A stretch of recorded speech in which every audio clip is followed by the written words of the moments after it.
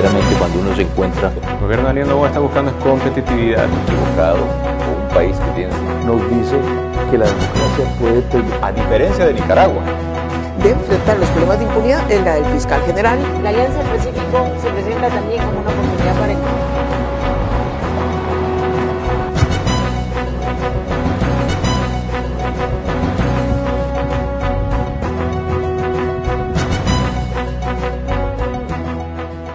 Cordiales saludos a quienes nos ven a través de la señal de Vito TV en el Ecuador, por OnePlus TV en el Ecuador y en el mundo y por las redes sociales. Hoy tenemos como invitado al analista energético nacional e internacional Nelson Baldión. Vamos a hablar sobre las consecuencias de esta prolongada guerra, diríamos, en Medio Oriente, en el estrecho de Hormuz. Pero antes quiero hacer un comentario sobre lo que está pasando en Venezuela. Delcy Rodríguez, la presidenta encargada, se entiende este gobierno tutelado por Estados Unidos. Ella está planteando a la Banca de Londres que devuelva 31 toneladas de oro que fueron depositadas ahí por el año 2008. Bueno, hay una negativa. ¿Y por qué? Porque hay desconfianza en este gobierno. Se dice que han lucrado de los recursos de Venezuela durante estos 27 años y que la corrupción es la que ha primado. Si entregan esos 31 toneladas de oro, probablemente un solo dólar va a llegar a los venezolanos necesitados y a lo mejor van a engrosar esas cuentas de los corruptos venezolanos. Estamos muy de acuerdo que no se entregue a la actual estructura ese oro. Quisiera primero iniciar preguntándole a usted de qué manera impacta esta ruptura de la tregua y la violencia nuevamente en el estrecho de Hormuz, de qué manera impacta en el tema petrolero, en los precios del petróleo. Muchísimas gracias por la invitación. Efectivamente, durante la madrugada del día de hoy, el presidente Trump dijo que el memorando de acuerdo, pues ya no va, que realmente no va a conversarse con Irán, después de haber pasado las festividades del 4 de julio y haber pasado el funeral del líder de Irán, que ya fue enterrado, pues básicamente nuevamente se vuelven a este choque.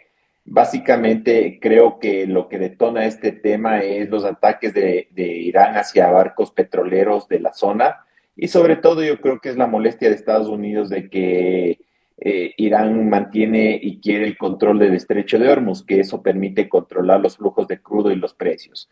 Eso ha impactado, en la mañana ha subido casi un 5% el WTI y el crudo Brent, significa que va a haber una escalada de precios. Lo que espero es que en estas semanas que se estaba negociando y se tenía este acuerdo, pues las empresas petroleras hayan buscado estas reservas que permiten justamente incrementar producción en otras partes, por ejemplo, Guyana, Brasil, Vaca Muerta en Argentina, que le permitan a Estados Unidos amortiguar y que el shock no sea tan intenso como llegamos a tener un barril de $110 hace un par de meses. Había cierta estabilidad en los precios, tanto por la producción normal como también por los acuerdos con los países de la OPEP y los que están fuera de la OPEP, esto es OPEP Plus, pero podríamos llegar a precios por encima de los $100 disparados como ocurrió al inicio del conflicto, $115, $120. Efectivamente, sí, casi es un 5 a 6% de lo que teníamos, de lo que estaba comenzando a bajar los precios de las gasolinas en Estados Unidos, pero en dado caso es el impacto que a este momento. Veamos si es que hay una escalada superior, pero repito, la resiliencia de la industria entendiendo este tema, por ejemplo, se han encontrado otros caminos para poder exportar. Por ejemplo, el mismo hecho de que Arabia Saudita con Aramco haya hecho recortes intensos a su valor de crudo para poder venderlo más barato y comenzar a tener cuotas de mercado, sobre todo en Asia, pues hace que realmente los impactos lo veamos en las próximas horas o días para realmente ver cómo se reconstruyó, se reconfiguró durante estas semanas de entre comillas, de paz que hubo y que básicamente se rompió hoy en la madrugada de una manera muy abrupta. En Venezuela se está recuperando la producción petrolera. Recordemos que en el año 1998 producía alrededor de 3,5 millones de barriles de petróleo diarios. Luego bajó en los últimos hasta 400, 500 mil barriles, pero actualmente se han recuperado, están en el orden del millón de barriles. Aporta ante la ausencia de ese petróleo de Medio Oriente, aporta lo que ahora está entregando a Estados Unidos Venezuela. Sí, Estados Unidos es un gran cliente, pero como lo dijo el mismo presidente Trump, yo no estoy en contra de que se le venda a China el petróleo, lo que quiere es que se venda a precios de mercado, no como se hacía, por ejemplo, con Venezuela, con preventas petroleras con costos bastante bajos, que le permitía tener una energía barata y por ende productos más baratos y competir de alguna manera fuertemente con la producción norteamericana. El presidente Trump ha sido claro en tener los precios a nivel, digamos, estándar para no tener estos descuentos que permitan competitividad. Realmente el tema petrolero es una competencia energética entre China y Estados Unidos y por ende lo importante, incluso China para mitigar el riesgo del precio del petróleo ha tenido que enfocarse en el tema de lo que es el carbón, la energía nuclear, adicionar energías renovables para poder tratar de mitigar ese precio tan alto, porque recordemos que la ventaja competitiva de China es tener mano de obra barata,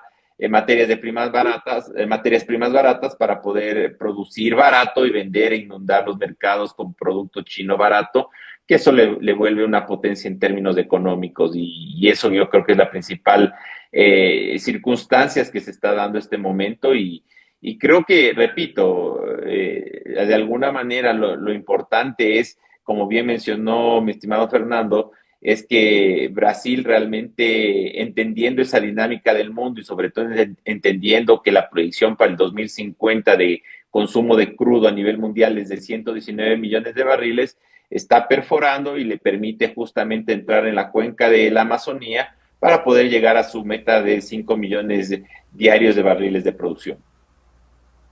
A no dudarlo, ahora se alivia de alguna manera la provisión de petróleo que venía desde Medio Oriente por la importancia que le dio Brasil con inversiones y la producción de más de 4 millones de barriles diarios. Igualmente hay que hablar de países como Argentina con Vaca Muerta que están haciendo grandes inversiones en el sur de Argentina para producir petróleo y gas. Y también hay que hablar de Guyana, que actualmente pues está produciendo, se dice, alrededor de 1 millón, Surinam lo propio y países que también han producido como México en el pasado. Esto de alguna manera puede neutralizar esas necesidades que antes provenían desde ese sector del mundo como es el sector cercano al estrecho de Hormuz.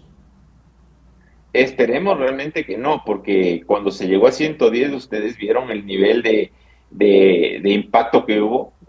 Solo se ve en el tema inflacionario en Estados Unidos, el precio de galón de gasolina llegó a rozar los 6, 7 dólares del barril en California y eso es sumamente, le afecta mucho al tema de elecciones de medio término del presidente Trump. Pero en dado caso, por ejemplo, en el caso de Ecuador, la subida de bandas ha hecho que se llegue casi la super casi a 6 dólares el galón. Entonces, si hay efectos, más allá de que suba a los 100 dólares, sí, unos tienen que darse cuenta que si no produce y no refina, pues simplemente va a tener estos impactos.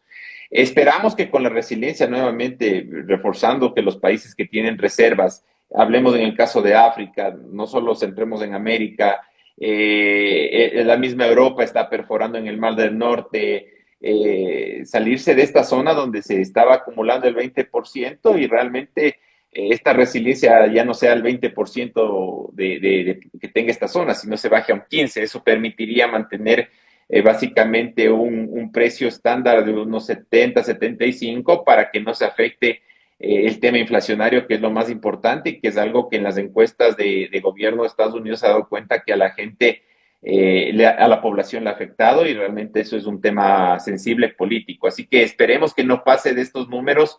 realmente por el bien de todos y eso nos permita justamente evitar impactos de shocks económicos inflacionarios bastante fuertes. Lo que sí le puedo decir una cosa, en el caso de Ecuador, que es un país casi netamente importador de derivados, el país está consumiendo 300,000 barriles diarios de derivados entre diésel, natas, básicamente, y solo la refinería de Esmeraldas le abastece casi de 100,000, pues sí se va a tener un shock bastante importante, ya que si se sube el precio del crudo, pues los refinados aumentan inmediatamente los costos, así que realmente ese déficit fiscal va a tener que absorber el Ecuador debido a este tema que se está dando en Medio Oriente.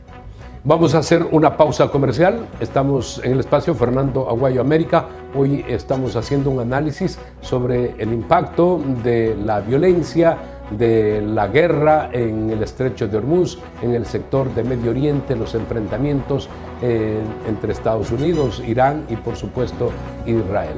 Retornamos.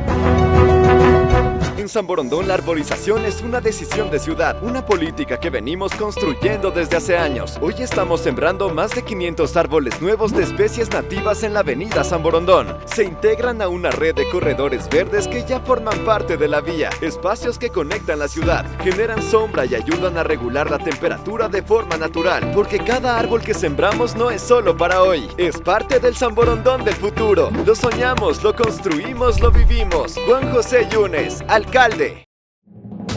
Este es tu banco, cada día crece más. Nuevo Banco del Pacífico, más moderno y eficaz. Aquí estamos, te escuchamos, te queremos ayudar. Nuevo Banco del Pacífico, más moderno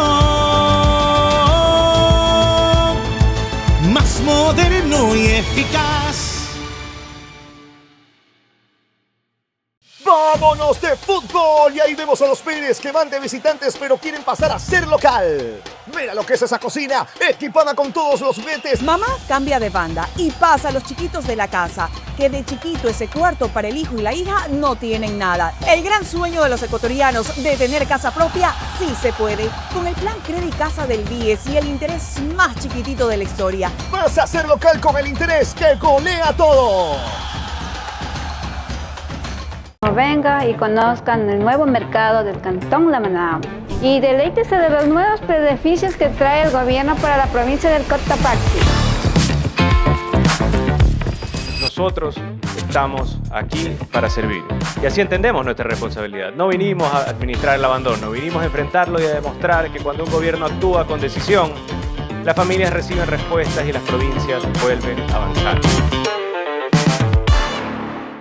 En San Borondón la arborización es una decisión de ciudad, una política que venimos construyendo desde hace años. Hoy estamos sembrando más de 500 árboles nuevos de especies nativas en la avenida San Borondón. Se integran a una red de corredores verdes que ya forman parte de la vía, espacios que conectan la ciudad, generan sombra y ayudan a regular la temperatura de forma natural, porque cada árbol que sembramos no es solo para hoy, es parte del San Borondón del futuro. Lo soñamos, lo construimos, lo vivimos. Juan José Yunes, alcalde.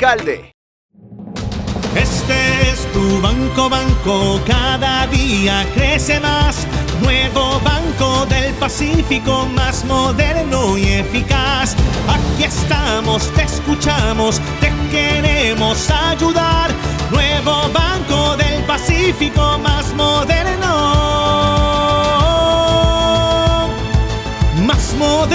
y eficaz. Verde Fruit, el camino para acercar los productos de América Latina a los Estados Unidos.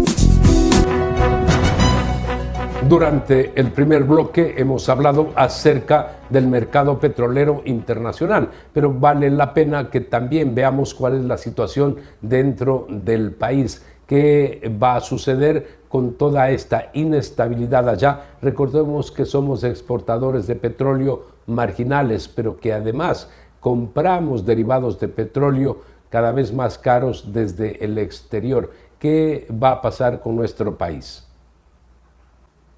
Bueno, en el tema de Ecuador, básicamente la falta de presupuesto para Petroecuador y para tener operación de exploración y explotación, pues le ha pasado una factura enorme. En este momento está estancada totalmente.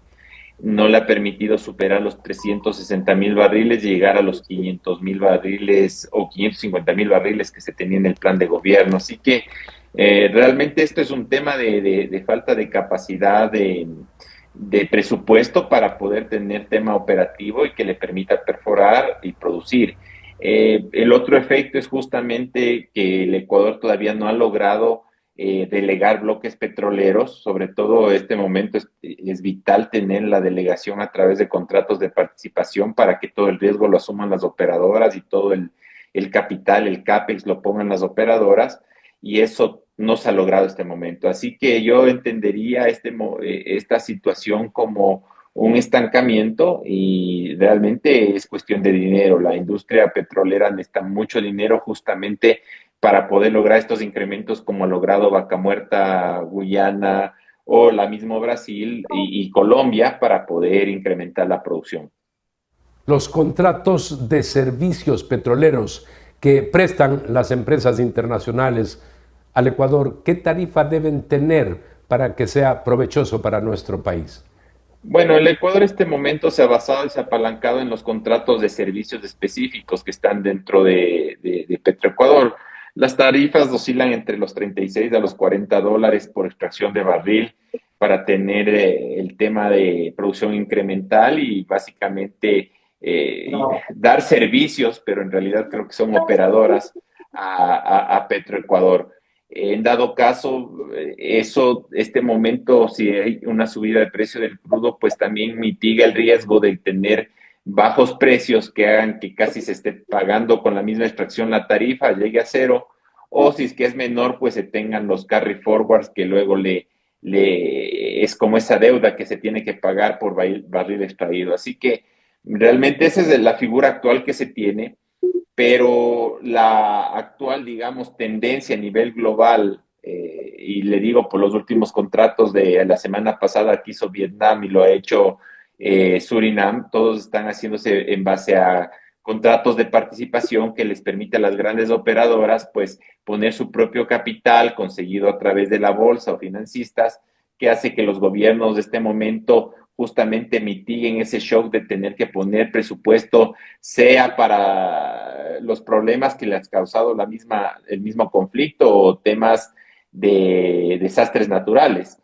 Mire, el tema de Venezuela, volviendo un poquito a ese tema, que se hayan hecho contratos de participación con Chevron, con Shell, con Murel and Prom de Francia, la misma Repsol, ha hecho que si usted ve el tema de Venezuela, es un problema ahorita de mitigar y resolver la catástrofe del terremoto, pero tienen los fondos necesarios porque realmente las empresas han puesto todo el capital para explotar, básicamente ganan por el incremento de producción, y eso hace que este momento Venezuela tenga la liquidez suficiente para poder centrarse en el problema del terremoto, no estar pensando en que tiene que estar pagando a empresas de servicios, y básicamente le permita justamente enfocarse en los problemas reales de la población y del país.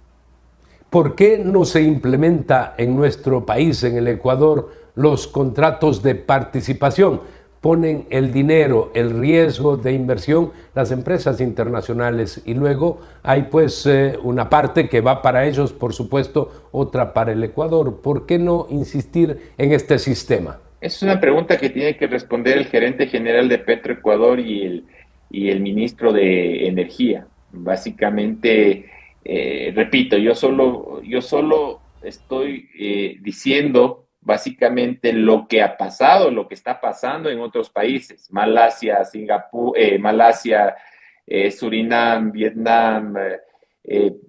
Le puedo dar muchos ejemplos de la importancia que tienen los contratos de participación, el tema de Galía, que incluso, si le doy un ejemplo, el Ecuador casi lo logra.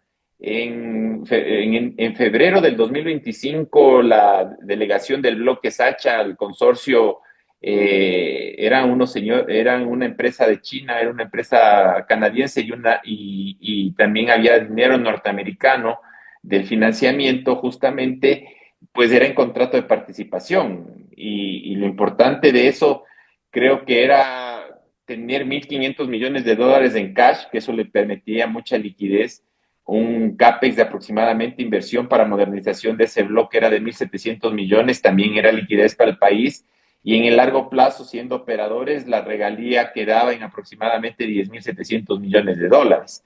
Y el Estado ecuatoriano no tenía ni un solo riesgo porque realmente todo el riesgo se llevaban la operadora.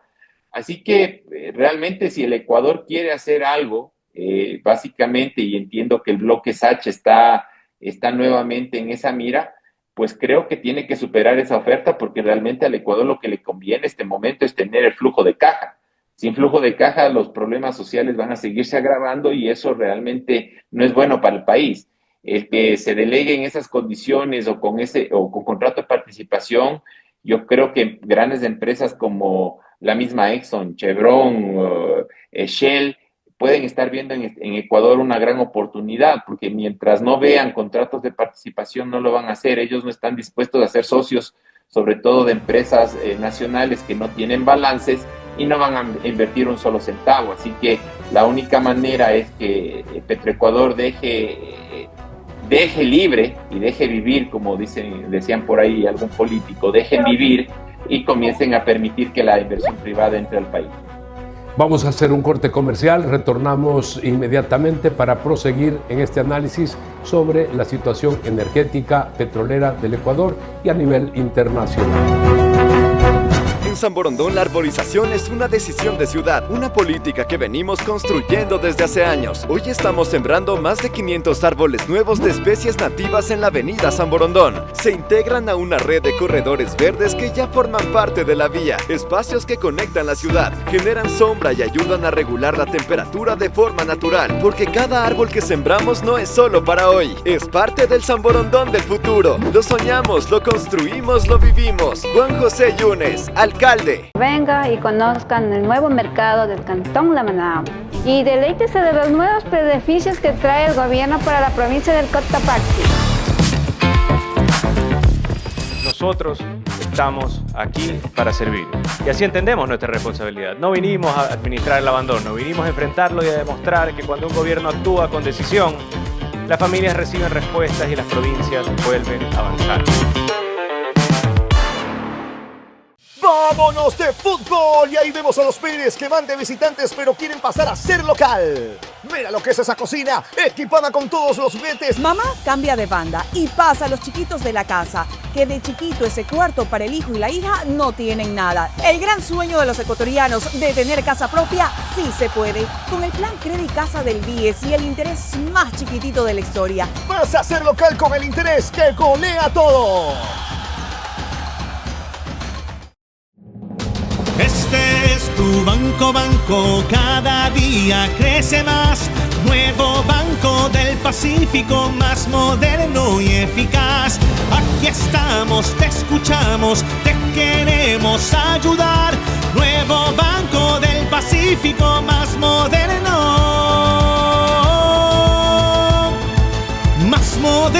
y eficaz. Verde Fruit, el camino para acercar los productos de América Latina a los Estados Unidos.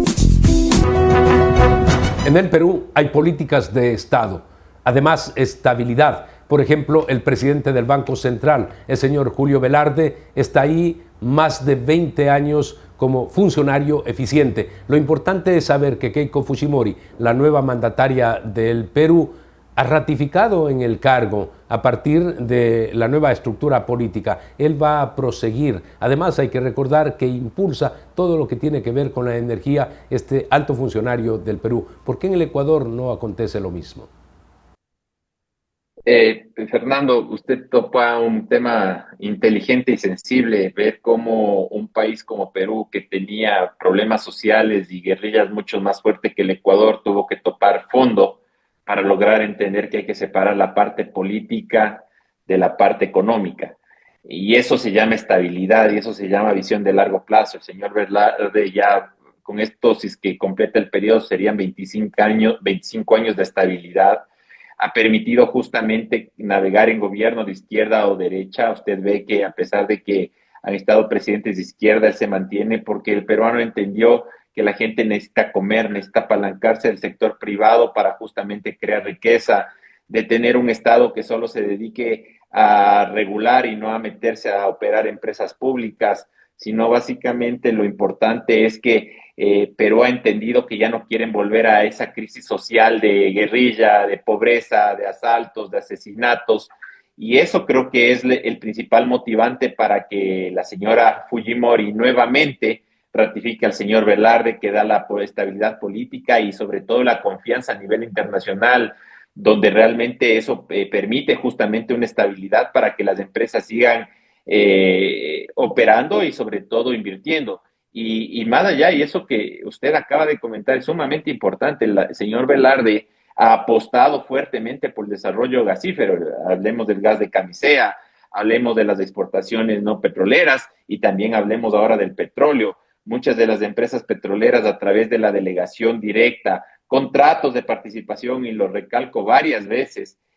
ha hecho que entre la Chevron, la Oxy, que Halliburton en este momento esté con un contrato para incremento de producción, entre Total Energies. Están las majors norteamericanas, francesas, de todo el mundo ahí, porque ahí hay un grado de confianza, y eso yo creo que demuestra que realmente Perú, por más que haya inestabilidad política, que tengan 5 presidentes de la República, pues siga funcionando, porque no quieren volver a un sistema catastrófico de caos social. El Ecuador tiene muchas necesidades. El fisco debe incorporar recursos para atender precisamente las necesidades de los pueblos. En nuestro país hay una gran producción de los privados. Ha mejorado, por ejemplo, el camarón. Hablar de más de 7.500 millones de dólares de exportaciones es muy bueno, pero esos recursos van a manos privadas, más allá de los impuestos que se puedan pagar. En cambio, el petróleo, esto va directamente al Estado para poder financiar una mejor vida de los ecuatorianos, el desarrollo del país. ¿Por qué no insistimos en todo lo que tiene que ser exploración y mayor producción petrolera? ¿Es factible hacerlo? ¿De quién depende?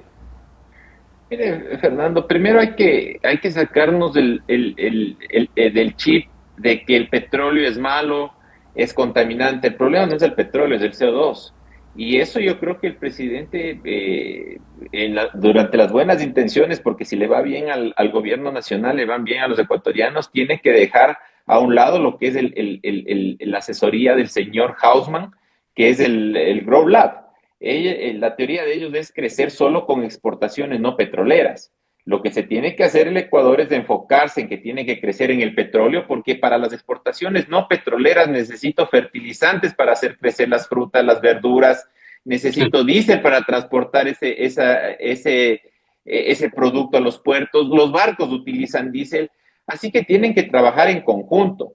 Yo creo que de alguna manera, si no se pone en la balanza y en la ecuación de que el Ecuador tiene que delegar, el ministro tiene que enfocarse ya en firmar, deben justamente reformarse la ley de Contraloría para que los ministros puedan tranquilamente arriesgarse de una manera positiva a firmar estos contratos de delegación a empresas privadas que coticen en la bolsa, que tengan compliance, que si hay un acto de corrupción sean juzgados en cortes norteamericanas. Ahí realmente va a haber un cambio. Mire, solo le pongo el ejemplo de Colombia. Ecopetrol en los años 90 era lo mismo que es ahora Petroecuador. El presidente Uribe decidió cambiarlo y ahora tiene una empresa que cotiza en la bolsa de Norteamérica, que a pesar de que tiene gobierno de izquierda sigue incrementando producción energética. Acto de corrupción que se comete en esa empresa será juzgado en cortes norteamericanas, y usted sabe lo que pasa cuando se encuentra culpable de las personas que cometen estos actos ilícitos. Así que si el Ecuador no tiene la decisión política de cambiar a Petroecuador a un modelo eficiente, pues simplemente delegue los bloques a empresas que coticen en bolsa, que cualquier acto de corrupción esté protegido bajo la norma FCPA que tienen los norteamericanos, y ese momento usted va a ver cómo cambia la industria petrolera. Y le repito, el Ecuador en febrero del 2025 casi lo logra, pero todo es cuestión de decisión política. Y le pongo el último ejemplo. El presidente Milei, entendiendo eso, recibe a los presidentes puesto justamente el overall, el equipo de protección de YPF, diciendo que el apalancamiento para el crecimiento de la industria y la economía argentina es del petróleo y el gas, que le está permitiendo justamente evitar problemas y caos social.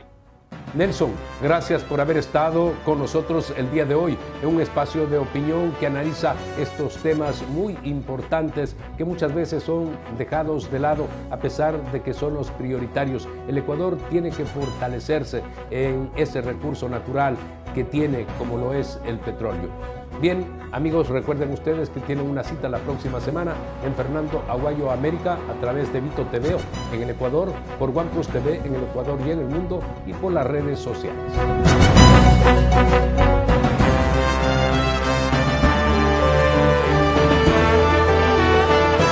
Que verdaderamente cuando uno se encuentra El gobierno de Daniel Noboa está buscando equivocado, o un país que tiene, nos dice que la democracia puede, a diferencia de Nicaragua, de enfrentar los problemas de impunidad es la del fiscal general. La Alianza del Pacífico se presenta también como una oportunidad para encontrar